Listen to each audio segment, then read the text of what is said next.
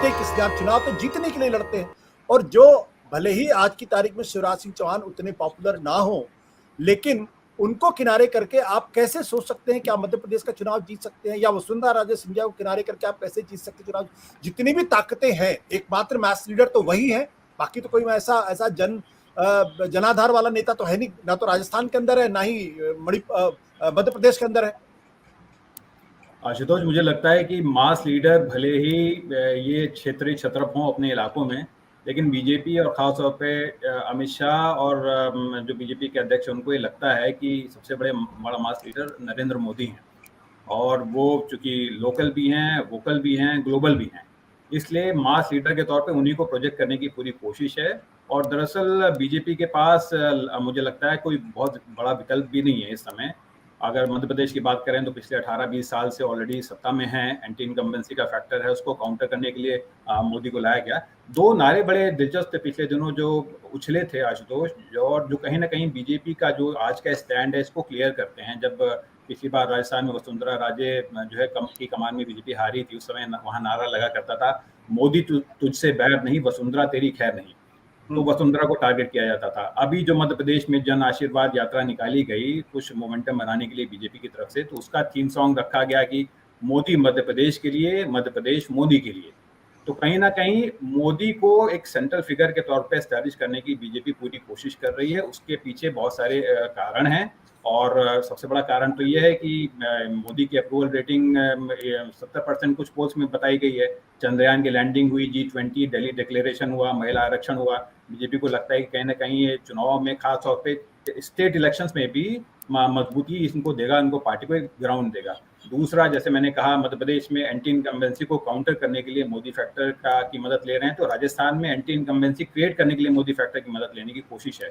कर्नाटक में हार की बात अभी कुछ और लोगों ने चर्चा की, उससे मुझे लगता है ये सबक लिया है बीजेपी ने।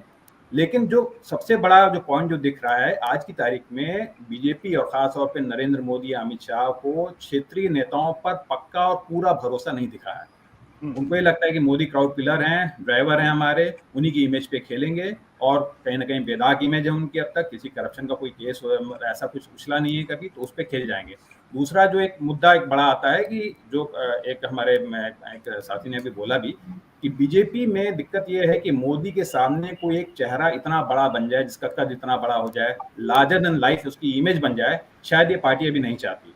क्योंकि उनको मोदी में एक ऐसी आइडेंटिटी दिखे जो उनको, चाहे ये पंचायत का इलेक्शन हो, वहां भी मोदी के नाम पे वोट मांगे जाते हैं, राज्य के चुनाव में भी और आम चुनाव में मांगे ही जाएंगे। तो शायद इस बार ये एक्सपेरिमेंट ये है कि क्षेत्रीय छत्रप की हमें जरूरत नहीं है, मोदी के नाम पे ही हम चुनाव जीत सकते हैं। और ये अच्छा रहेगा पार्टी के लिए कि आंतरिक कलह से उनको मुक्ति मिली रहेगी। कोई नाम प्रोजेक्ट नहीं होगा, कोई मुख्यमंत्री पद का दावेदार फिलहाल वो प्रोजेक्ट नहीं करेंगे। मुमकिन है कोई डार्क हॉर्स सामने आ जाए समय पर, जो 4-4, 5-5 चेहरे जिनके नाम चल रहे हैं चर्चा में, वो उनमें से कोई एक आ जाए जिसपे ताज रख दिया जाए, जिसको बना दिया जाएगा, पार्टी जीतती है तब। तो ये पार्टी की स्ट्रैटेजी है, जिसके पीछे कहीं ना कहीं एक म्यूजिकल चेयर जैसा पूरा गेम चल रहा है, इन राज्यों में चलेगा। और 4 चेहरे चर्चा में रहेंगे, सब अपना काम करेंगे, सबके सामने ये टास्क दिया जाएगा कि भाई आप परफॉर्म कीजिए, जो परफॉर्म करेगा उसको कहीं ना कहीं जगह मिलेगी। और जो क्षेत्रीय छत्र पे, आशुतोष मैं फिर कहूंगा, उन पे पार्टी फिलहाल भरोसा करने को तैयार नहीं। पहले जब उनको बोला था कि आप आ जाइए सेंटर में, जरूर आती। शिवराज चौहान को क्यों नहीं ला पाए वो सेंटर में? वो चाहते थे शिवराज सिंह चौहान, मैंने पहले भी बोला था कि वो चाहते थे कि उनको कैबिनेट में लाया जाए, लेकिन शिवराज चौहान ने मना कर दिया और मोदी उनको नहीं ला पाए। तो इसमें कुछ ना कुछ तो उनकी होगी, कहीं ना कहीं, चाहे आरएसएस की बैकिंग है, कहीं की बैकिंग है, कि वो मोदी को कोई ना कर सकता है। आज की बीजेपी में सिर्फ ये वाजपेयी वाले बीजेपी हैं, ये 2-3 चीफ मिनिस्टर हैं जो मोदी को ना कर सकते हैं। और दूसरा, हमको ये भी याद रखना चाहिए कि मोदी के सामने एक और बड़ा मॉडल है सामने, जब एक सेंट्रल लीडर को एक स्ट्रॉन्ग चीफ मिनिस्टर ने चैलेंज किया और वो चीफ मिनिस्टर आके दिल्ली आ गया और वो बीजेपी लीडर को उन्होंने बिल्कुल हटा दिया, जैसे कि मोदी ने अडवाणी के साथ किया था।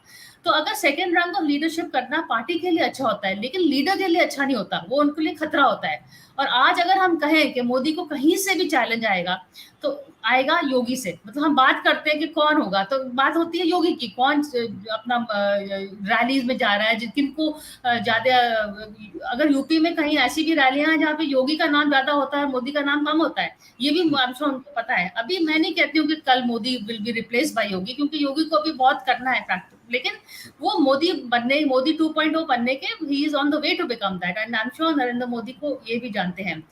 और हमको यहाँ पे बीजेपी की जो लीडरशिप है, देयर टू लीडरशिप, एक कई लोग हैं जिनको मोदी से थोड़ा इतराज है, दूसरे हैं जिनको अमित शाह से भी डेंजर है, क्योंकि वो भी चाहते हैं कि I want to be after Modi, मैं बनना चाहता हूँ। तो कई लोग हैं जो अमित शाह उनको नीचे कर रहे हैं। अभी हमने बात नहीं करी है योगी की या फिर इवन जो बाकी जो लोग हैं, जो देवेंद्र फडणवीस को क्यों साइडलाइन कर दिया गया, बीच में देवेंद्र फडणवीस का भी बहुत ऊपर हो रहा था, पर अमित शाह ने उनको साइडलाइन थोड़ा सा नीचे कर दिया था, तो उनको पार्लियामेंट्री बोर्ड में नहीं लाए थे। तो इस तरह का देखा जाए तो इन दोनों का बैलेंसिंग एक्ट चल रहा है। There is an insecurity. हाँ, वो बिल्कुल टॉलेस्ट लीडर है, कल भी वो वही चेहरा बनेंगे, मैं नहीं कहती हूँ कि और कोई बनेगा, लेकिन बगावत वो नहीं चाहते हैं। अगर वसुंधरा थोड़ी बगावत करके जीत जाए तो फिर it also sets a president, फिर बाकी लोग भी कहेंगे हम मोदी को ना करके we can still become chief minister after saying no to Modi.